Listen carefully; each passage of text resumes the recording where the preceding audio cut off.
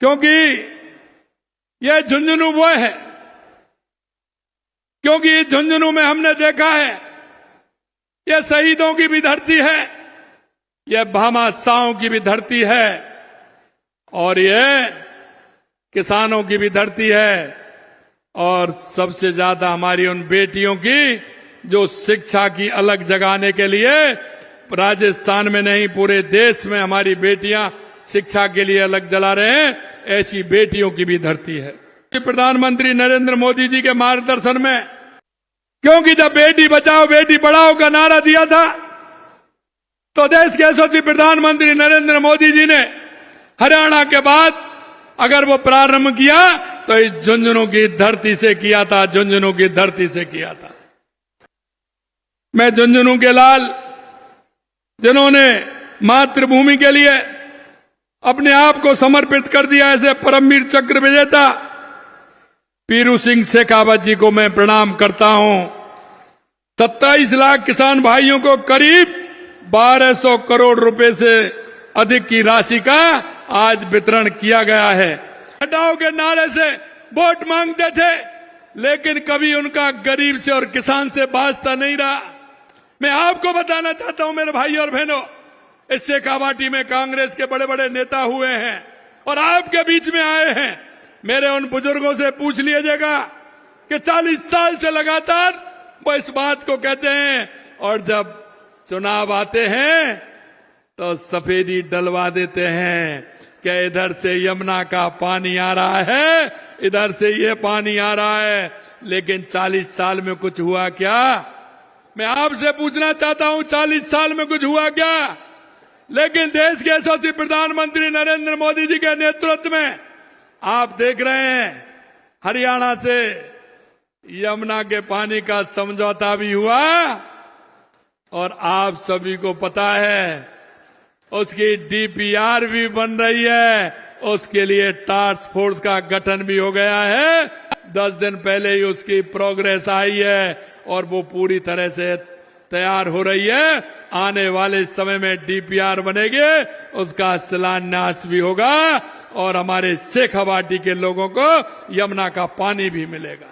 कांग्रेस की सरकार ने किसानों के लिए ना तो उनकी नीति थी, ना नियत थी, ना निवेश था। किसान आत्महत्या कर लेते थे, खाद के दाम बढ़ते थे, बीज के दाम बढ़ते थे, लेकिन एमएसपी नहीं बढ़ती थी, किसानों का बीमा नहीं होता था। क्योंकि एमएसपी भी बढ़ाते थे तो ऐसे बढ़ाते थे कभी 5 रुपए, कभी 7 रुपए, कभी 8 रुपए। लेकिन मेरे भाई और बहनों, मैं आपसे कहना चाहता हूं देश के यशस्वी प्रधानमंत्री नरेंद्र मोदी जी के नेतृत्व में और शिवराज जी के मार्गदर्शन में सबसे ज्यादा गेहूं अगर एमएसपी पर सबसे ज्यादा अगर खरीदा जा रहा है अधिक में, क्योंकि एमएसपी भी बढ़ी और 150 रुपए इस साल और 125 रुपए पिछली बार सरकार ने एमएसपी पर एक्स्ट्रा पैसा बोनस देने का काम किया। राजीव गांधी कहते थे हम 1 रुपया भेजते हैं 15 पैसे पहुंचता है। अरे मैं आपसे कहना चाह रहा हूं प्रधानमंत्री किसान सम्मान निधि भेजते हैं और हमारे राज्य की सम्मान निधि आती है, अरे 1 पैसा कटता है क्या? कि आने वाले समय में किसान को दिन में बिजली देने का काम करेंगे। और यही नहीं, किसान अब तक तो अन्नदाता था, लेकिन किसान को ऊर्जादाता बनाने का काम भी हमारी सरकार कर रही है। कि 1 रैंक 1 पेंशन ठीक है नहीं थी हमारे सैनिक भाइयों की, अरे एक बार ताली तो बजा दो कि सबसे ज्यादा उसका फायदा झुंझुनू और राजस्थान के लोगों को मिल रहा है। ये भी माननीय प्रधानमंत्री जी ने करके बताया है। अंत में भाइयों मैं इतना कहना चाहता हूं कि जिस तरह से हमारी डबल इंजन की सरकार लगातार काम कर रही है, आप सबने देखा है, क्योंकि ये जो लोग हैं तो चुनाव के समय आपके पास आते हैं, जरा उनसे पूछिए, बात करते हैं। अब मैं कहता हूं उनसे, अब उनके पास और तो कुछ नहीं रहा, ट्वीट करते हैं, कहते हैं। मैं उनसे कहता हूं जरा अपना समय तो देख लीजिए, अपराधों में राजस्थान में कितनी कमी हुई है, किसान हमारा कितना समृद्ध हुआ है, हमारी योजना नीचे तक कितनी जा रही है। अरे आपने तो समय होटल में बिताया था, आपको तो किसान और मजदूर की परवाह ही नहीं थी।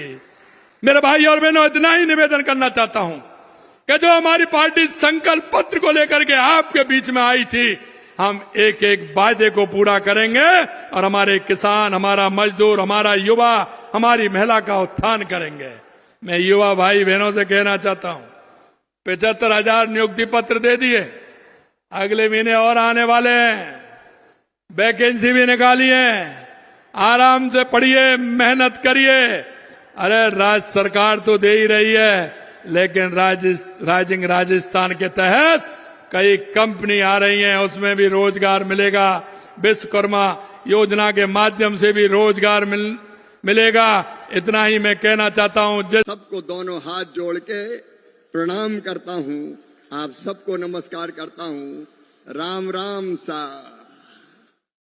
ये अद्भुत धरती है, झुंझुनू की इस पवित्र धरा को प्रणाम। इस माटी से तिलक करो, ये धरती है बलिदान की। ये वीरों की भूमि, ये सूरों की भूमि, ये बलिदानियों की भूमि है। और आज भी देश की सीमाओं की सुरक्षा करते हुए, भारत माता के एकता और अखंडता की रक्षा करते हुए हमारे सैकड़ों जवानों ने बलिदान दिया है। मैं उनको शीश झुका के प्रणाम करता हूं, उनके चरणों में श्रद्धा के सुमन अर्पित करता हूं। पूजे न गए शहीद, पूजे न गए शहीद, तो फिर ये मंत्र कौन अपनाएगा। तोपों के मुंह से कौन कर छातियां अपनी अड़ाएगा। चूमेगा फंदा कौन, गोलियां कौन वक्ष पे खाएगा। अपने हाथों अपने मस्तक फिर आगे कौन बढ़ाएगा। पूजे न गए शहीद, तो फिर ये मंत्र कहां से आएगा। धरती को मां कहकर माटी माथे से कौन लगाएगा। इसलिए सभी बलिदानियों को बारंबार प्रणाम। जब भी राजस्थान की इस पवित्र धरती पर आते हैं तो शीश श्रद्धा से झुक जाता है और मन आनंद और प्रसन्नता से भर जाता है। लेकिन आज तो मैंने जो दृश्य देखा, मुख्यमंत्री जी हेलीकॉप्टर से राजस्थान के बारे में कहा जाता था, क्या हरियाली कहां देखने मिलती है। यहां तो ज्यादातर रेगिस्तान के दर्शन होते हैं, लेकिन आज मैंने देखा हरियाली जैसे हिलोर ले रही हो चारों तरफ। प्रधानमंत्री नरेंद्र मोदी जी के नेतृत्व में एक अद्भुत भारत का निर्माण हो रहा है। ये प्रधानमंत्री है नरेंद्र मोदी जी। राजस्थान में पानी ही पानी आने वाला है। एक तरफ यमुना जी का पानी, दूसरी तरफ चंबल का पानी, और सुनो राजस्थान वालों, अब सिंधु का पानी भी राजस्थान की धरा पर आने वाला है। कांग्रेस ने देश के साथ कैसी बेईमानी की थी। पंडित जवाहरलाल नेहरू ने बेईमानी की, कांग्रेस ने बेईमानी की। राजस्थान वालों और देशवासियों, हमारी सिंधु, हमारी झेलम, हमारी चुनाव, इसका 80% पानी पाकिस्तान को दे दिया।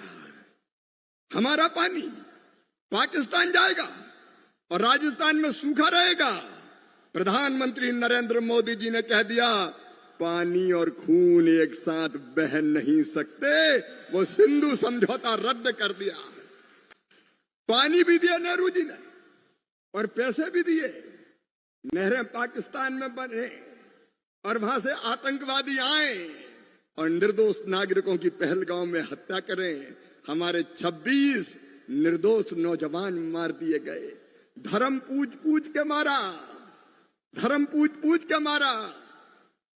पत्नी के सामने पति को गोलियों से भून दिया गया। बाप की हत्या बेटे के सामने कर दी गई।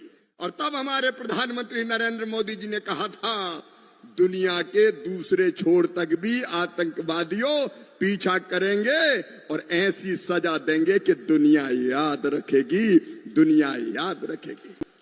और मेरे बहनों और भाइयों, ज्यादा दिन नहीं हुए, आतंकवादियों के आकाओं के अड्डे सटीक निशाना लगाकर खंडहर में परिवर्तित कर दिए। उनने हमारे 26 निर्दोष नागरिकों को मारा। हमने आतंक के आकाओं की लाशों के ढेर पाकिस्तान में लगा दिए। और जब पाकिस्तान ने हिमाकत की, ड्रोन भेज रहा है हमला करने के लिए, मिसाइल भेज रहा है, ड्रोन मिसाइल, लेकिन उन ड्रोन मिसाइल को बच्चों के खिलौने की तरह हमारी सेना ने टपका दिया, पता ही नहीं चला कहां चले गए। और पाकिस्तान के एयरवेज को गड्ढों में तब्दील कर दिया, परिवर्तित कर दिया। और जब पाकिस्तान को यह लगा कि भारत तो हमारे परमाणु ठिकानों को भी नहीं छोड़ेगा, तो घुटनों पे आ गया और बोलने लगा त्राहिमाम त्राहिमाम त्राहिमाम, अब हमला मत करो, बात करो बात करो बात करो। कोई तीसरा देश नहीं था, केवल भारत और पाकिस्तान के बीच बात हुई। और जब कोई शरण में आ जाए तो यह भारत की परंपरा है, फिर हम उस पर हमला नहीं करते। और तब हमने हमला रोका। और दुनिया सुन ले, पाकिस्तान भी सुन ले, सिंधु समझौता रद्द हो गया है। अब एक बूंद पानी नहीं देंगे, पानी राजस्थान आएगा, मेरे किसानों के खेतों में फसलें लहलहाएगी। अभी हम तैयारी कर रहे हैं, ये नकली खाद और नकली पेस्टिसाइड और खराब बीज के खिलाफ एक कड़ा कानून बनाने वाले हैं। हम बेईमानों को छोड़ेंगे नहीं। कभी जिनने हम पर राज किया अंग्रेजों ने, उनको हमने पीछे छोड़ दिया मोदी जी के नेतृत्व में। अब जल्दी तीसरी सबसे बड़ी अर्थव्यवस्था बनने वाला है भारत। क्या हो गया राहुल गांधी जी को, क्या हो गया इंडी गठबंधन को? रोज भारत को बदनाम, विदेशों में जा जाकर भारत को गाली देते। इन्हें देश को बदनाम किया, इन्हें सेना को बदनाम किया। इसी तुक में लगे रहते थे, अपने कितने विमान गिर गए, अपने कितने विमान गिर गए। जैसे गिरे तो मजा आ जाएगा, हाँ भारत के गिर गए, अब तो मोदी फंस गया। ये दूषित मानसिकता इनकी। क्या ये देशभक्ति है? इन्हें देश को बदनाम किया, इन्हें लोकतंत्र को बदनाम किया, इन्हें सेना को बदनाम किया, अरे इन्हें राष्ट्रपति को बदनाम किया, इन्हें पहले ईवीएम को बदनाम किया कि राजस्थान में, मध्य प्रदेश में, छत्तीसगढ़ में मशीन में जीत गए, मशीन में गड़बड़ कर दी। अरे मशीन में कहीं गड़बड़ होती है क्या?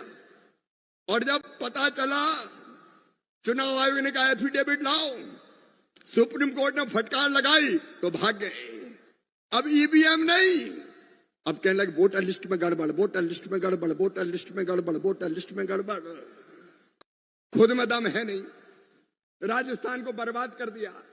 पिछली सरकार ने तबाह कर दिया राजस्थान को।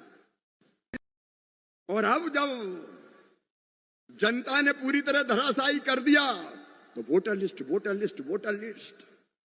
कब तक रोते रहोगे? अच्छा, वोटर लिस्ट में गड़बड़ है तो ये बताओ, कर्नाटक में तुम्हारी सरकार वोटर लिस्ट की गड़बड़ी के कारण बनी है क्या? तेलंगाना में तुम्हारी सरकार वोटर लिस्ट की गड़बड़ी के कारण बनी है? झारखंड में हेमंत सोरेन की सरकार वोटर लिस्ट की गड़बड़ी से बनी है? हिमाचल में सुक्खू सरकार वोटर लिस्ट की गड़बड़ी से बनी है? और राहुल गांधी तुम जीते हो तो क्या वोटर लिस्ट की गड़बड़ी से जीते हो? प्रियंका गांधी वोटर लिस्ट की गड़बड़ी से जीती है, अखिलेश यादव वोटर लिस्ट की गड़बड़ी से जीते, तेजस्वी यादव वोटर लिस्ट की गड़बड़ी से जीते, ओवैसी वोटर लिस्ट की गड़बड़ी से जीते, स्टालिन वोटर लिस्ट की गड़बड़ी से जीते, ममता बनर्जी की सरकार वोटर लिस्ट की गड़बड़ी से बनी है। अरे मत उड़ाओ लोकतंत्र की धज्जियां, मत करो देश को शर्मसार, नाटक नौटंकी बंद करो। तुम देश में अराजकता का माहौल पैदा करना चाहते हो,